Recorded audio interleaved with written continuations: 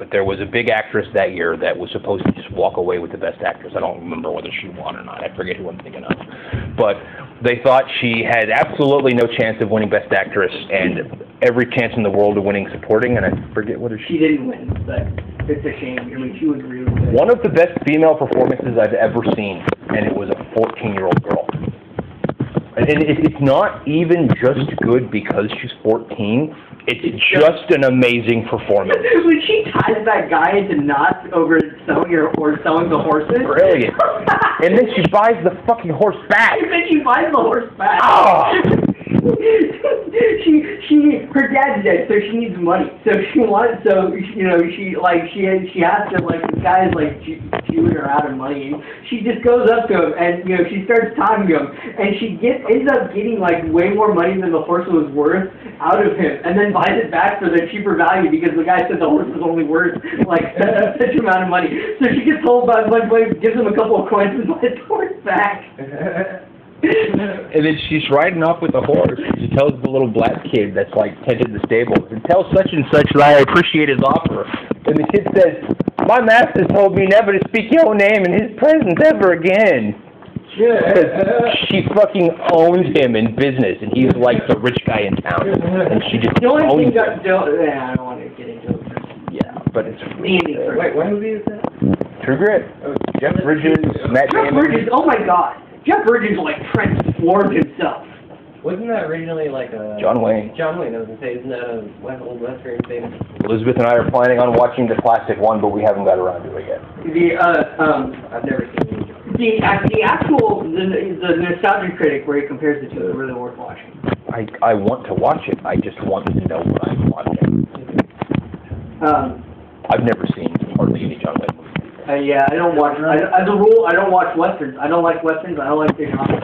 I find nothing interesting about the old. I couldn't agree with you more. I don't like westerns, but True Grit is possibly my favorite movie of last year and one of my favorite movies for a while. So from the standpoint of people who don't like westerns, but really, really enjoyed True Grit, I assume you guys have both seen Tombstone at one point or another. I love Tombstone. Tombstone is a different movie. So different. Okay. So different. Tombstone is like... Tombstone is fun. Tombstone is a roller coaster ride, and you're fucking rocking on the whole time. It's fucking hilarious. True Grit is basically just three people for 2 hours just kind of walking around and having these insights about the way people think and feel about what's happening to them. And it's the same compliment that I paid to Walking Dead, where I don't want to see zombies popping out. I don't want to see people on horseback shooting each other. I want to see people put into a situation and then exploring the ideas and emotions that people in that situation would have. That's what I want to watch in a movie. Yeah. That's one of the reasons why I like Lex Luthor Man of Steel is because that's the exact reason I like because it's not about Lex Luthor's current plot to kill Superman.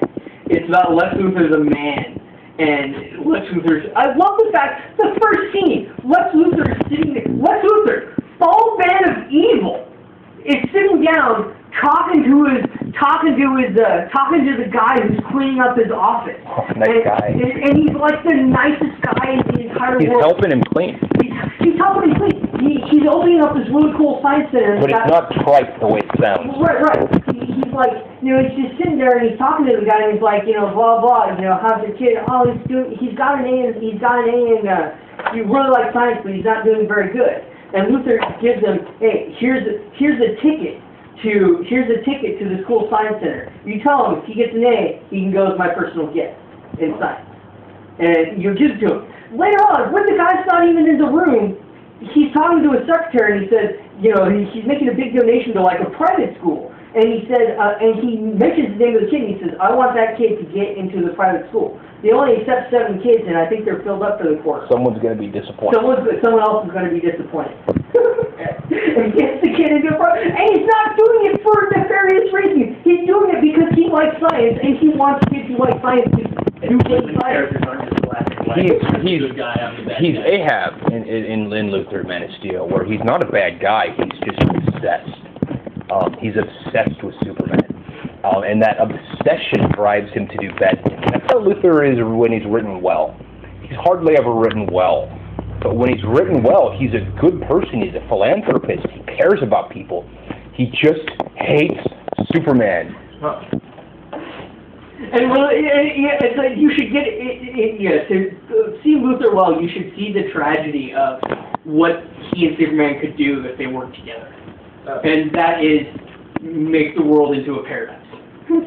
But he can't because his ego won't let Superman be better than him. Do they go into why his hate for Superman was sparked? Like why? Yeah, he talks about it. He talks about it. It's essentially, I mean, Superman's, he's not a real person. He's an alien, and he shows us up, and we can, he inspires us, but we can never be what he is. So, therefore, he's a false messiah. And that's what he says. That's what he says, but it's ego. It's ego and arrogance. It's ego. He's like, I will never measure up to Superman, therefore I must destroy him in order to measure up to Superman. Luthor wants to do good things for the sake of doing good things, and he wants to help people for the sake of helping people, but he wants people to know that he's doing it.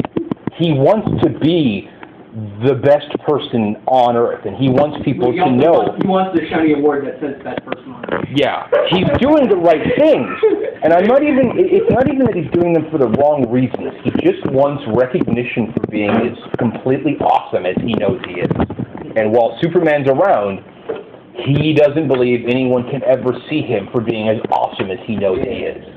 There's a great scene where he's having dinner with Bruce Wayne because he needs something from Wayne Enterprise, and he goes in and he goes into how effortlessly social Bruce Wayne is, and he's a super party animal, and he's there's something about Bruce Wayne that's magnetic, and I can never be. Even I like him. But even I like him, because he has no idea he's Batman.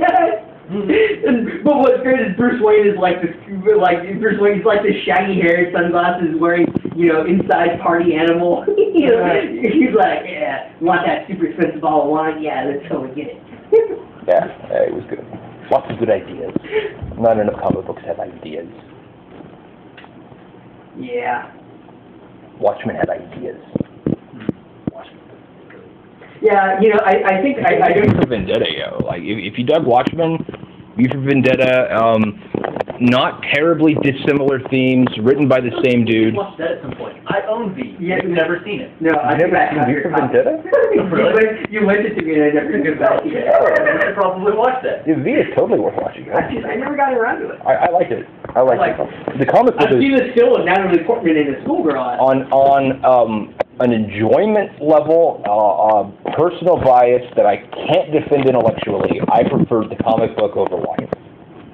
The V for Vendetta comic. V for Vendetta comic book I liked better than Watchmen. It's not better, but I preferred it.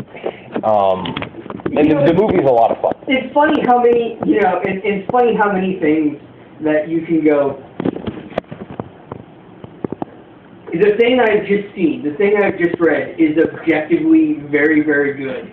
But somehow, I didn't enjoy it as much as something that is less good, but more entertaining.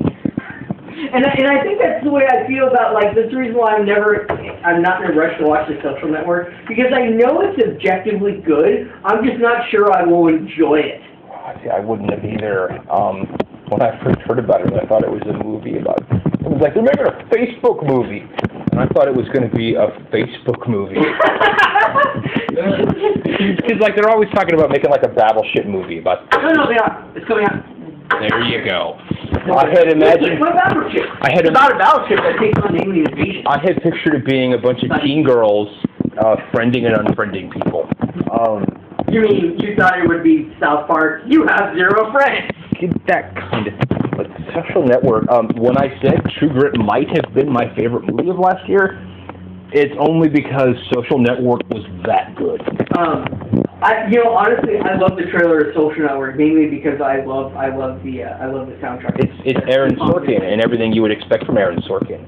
The pace is Aaron Sorkin. The dialogue is Aaron Sorkin. It moves at that breakneck speed of Aaron Sorkin. Is everybody walking and talking? Lots of walking and talking. It wouldn't be Aaron Sorkin if there wasn't walking and talking. And it's told out of oh, there's a word for it, but it's out of order. Out of chronology. Yeah.